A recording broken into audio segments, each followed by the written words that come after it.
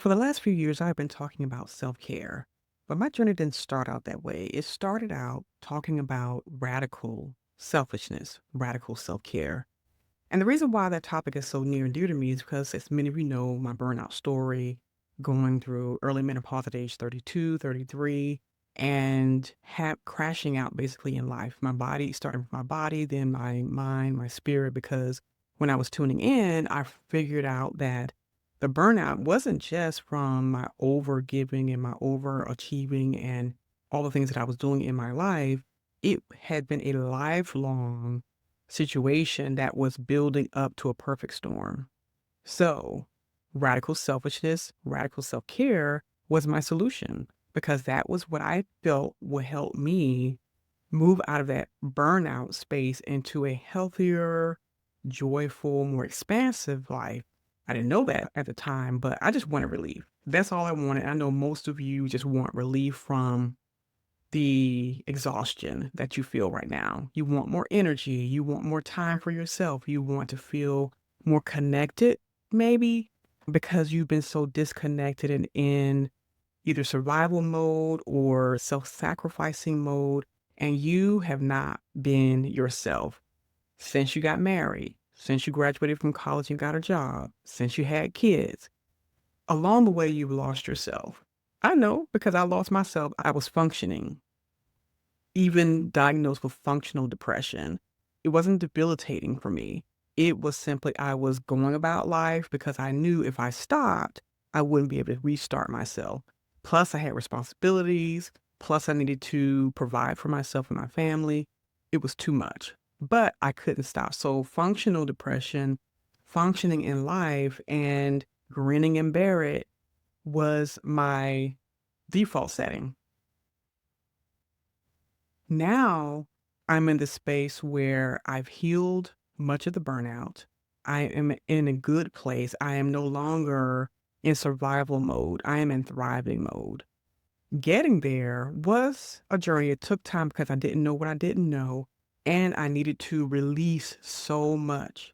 That can feel overwhelming if you're just starting out, if you're just recognizing that you do not want to live in this space of exhaustion for one day longer. But how do you get out of that space? How do you start? How do you move from self sacrifice to sustainable self care? Well, there's a middle ground that I'm tapping into more and more, even though I've gone through this journey. But I think this middle ground is going to help you bridge the gap between exhaustion to energy, from overwhelmed and overworked to overflow. And that space is self devotion. How's it different from self care? Well, it's reframing. It's also you prioritizing not just yourself with more tasks.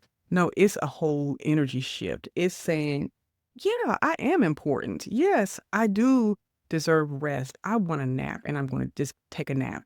This is Queen Goddess energy activated.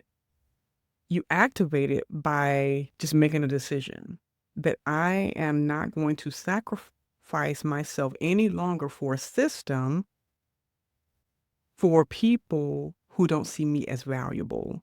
I am no longer going to expend all this energy trying to make everyone else happy but myself.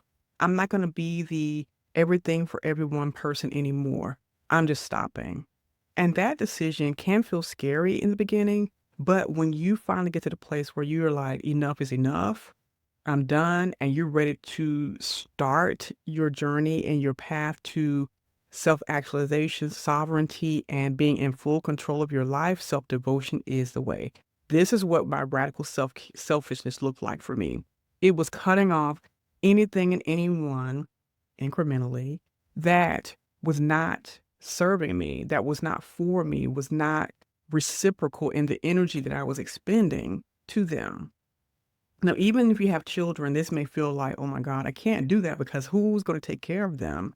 You may have a whole spouse or partner waiting in the wings to take over and to help you manage this load, but you have to give yourself permission to do that. You have to give yourself permission to say, okay, I'm stepping back and I'm taking more of my energy, more of myself for myself so that I'll have to give if I want to give from the overflow. That is a shift. That is not easy, but the courageous step that you take to declare that I'm important, that self-devotion is the gift I'm giving myself so I can give to the world, like everyone says I should be doing anyway, but you cannot give from an empty cup. I know you've heard this over and over and over and over again, but it's so true. You are a vessel. You must be filled up. This is the baseline. And this is what you need to give for yourself.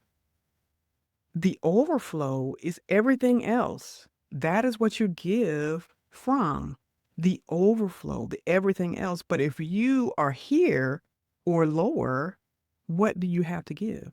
You're giving from a place of depletion versus a place of fullness, and you deserve to be full. That fullness comes from self-devotion. That may seem pretty extreme, it's or radical as I call it, but is necessary if you don't want to end up in the emergency room on Thanksgiving night because you have been so stressed because of you did all the cooking, all the cleaning, all the organizing, everything. And now you're having heart palpitations, a panic attack that feels like a heart attack, and you're ending up in the ER. And the doctor tells you it's stress, it's exhaustion, and you're at your peak of giving. You're dehydrated, your blood pressure is high. You have been holding it all in because you're trying to look a certain way or make everything look perfect when on the inside you're crumbling. On the inside, your body is screaming for you to pay attention to wake up. That's what happens when you don't start to practice self-devotion, radical self-care, extreme self-centeredness, as it were. And those are all trigger words because if you grew up in a religious environment, if you grew up in a system that says that you as a woman should always be serving other people, and especially if you're a Black woman, if you've been told you must be serving other people 24/7, then that has become your default setting. That is where you derive your value. That's where you derived your worth. That's where you derived your reason for existing. But that is a faulty place to be. That is not the default setting that will preserve you and bring you expansion and joy and fullness and everything that you really deserve. So that bridge again from self-sacrifice to sustainable self-care is self-devotion. Get there first. Get to the place where you're able to be self-devoted, where you're able to fill your cup up first until it overflows, and then you give from that overflow. It takes a few steps to get there. It takes some practices to get there. It takes some awareness to get there, but you can. I'm willing to help you. There's so many books out there that's available. There's programs that are available. But if you feel comfortable with me, if you've seen the work that I've been doing and what I've been talking about, then I would love to be the one to help you learn and follow the steps to get from self-sacrificing to self-devotion so you can go deeper than you've been going up until this point. This is not a demand or command or an intrusion on your life.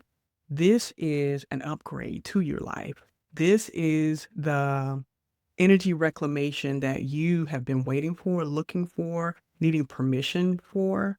So I'm giving you permission now. Take advantage of the opportunity to shift your whole way of doing life so that you're not here to make everyone else happy. You're here to make yourself happy.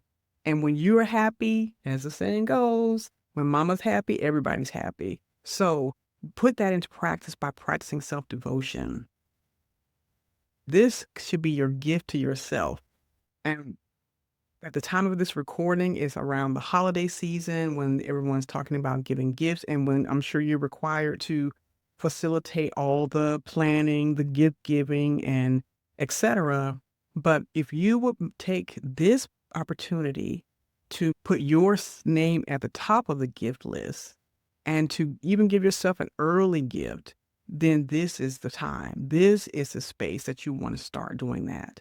I'm excited about what's available for you. I'm excited about the transformation that's going to happen in you. I'm excited about the you that you're about to become, because when you prioritize yourself, when you are able to say no more, then it makes setting boundaries for other people a bit easier. I'm excited about hearing what got you to this place where you decided to even watch this video. So in the comment section, definitely leave a comment to let me know how you have been sacrificing yourself for other people's happiness, and what you want to do in order to make what it'll take for you to even make the decision to embrace and decide radical self-devotion is the right path for you.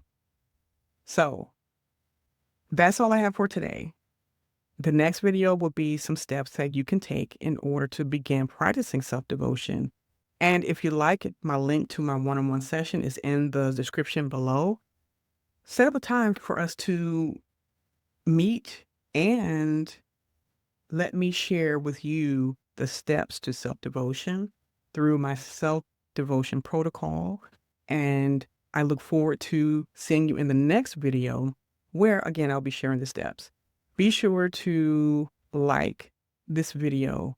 If this message has resonated with you, please subscribe. I would love to have you to subscribe and hit the bell button so you'll be notified when the next video drops. The self-devotion steps, a high-level view of the protocol, and then I will see you again in the next video. Have a wonderful, amazing day, and take care.